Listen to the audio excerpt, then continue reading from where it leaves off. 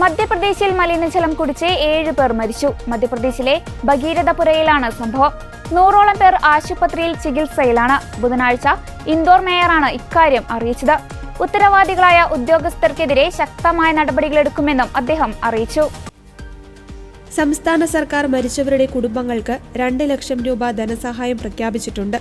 ചികിത്സയിൽ കഴിയുന്നവരുടെ ചെലവുകളും സംസ്ഥാന സർക്കാർ വഹിക്കും. മരിച്ചവരിൽ നന്ദലാൽ പാൽ, ഉർമിള യാദവ്, താര എന്നിവരെ തിരിച്ചറിഞ്ഞിട്ടുണ്ട്.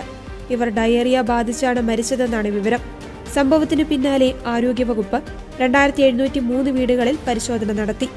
ഏകദേശം 12,000 പേരെ പരിശോധിക്കുകയും നേരിയ രോഗലക്ഷണങ്ങളുള്ള 1146 രോഗികൾക്ക് പ്രാഥമിക ചികിത്സ നൽകുകയും ചെയ്തു. ഗുരുതരാവസ്ഥയിലുള്ള 111 രോഗികളെ ആശുപത്രികളിൽ പ്രവേശിപ്പിച്ചു. പ്രദേശത്ത് ഒട്ടേറെ മെഡിക്കൽ സംഘങ്ങളെ നിയോഗിച്ചിട്ടുണ്ട്. നിരവധി ആംബുലൻസുകളും സജ്ജമാക്കി. വെള്ളം പരിശോധിക്കുന്നതിനായി സാമ്പിളുകൾ ശേഖരിച്ചിട്ടുണ്ട്. കുടിവെള്ളത്തിൽ മലിനജലം കലർന്നതായാണ് പ്രാഥമികമായി വിലയിരുത്തുന്നത്. വെള്ളം കുടിച്ചതിനു ശേഷം ഛർദി, വയറിളക്കം, നിർജ്ജലീകരണം തുടങ്ങിയവ അനുഭവപ്പെട്ടതായി രോഗികൾ പറയുന്നു.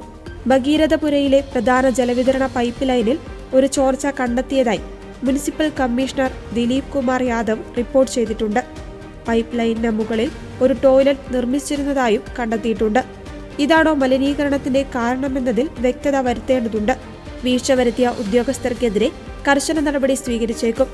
ലാബ് പരിശോധനാ ഫലങ്ങൾക്കായി അധികൃതർ കാത്തിരിക്കുകയാണ്. രോഗം കൂടുതൽ പടരുന്നത് തടയുവാൻ ഉദ്യോഗസ്ഥർ സാഹചര്യം നിരീക്ഷിച്ചു വരികയാണ്.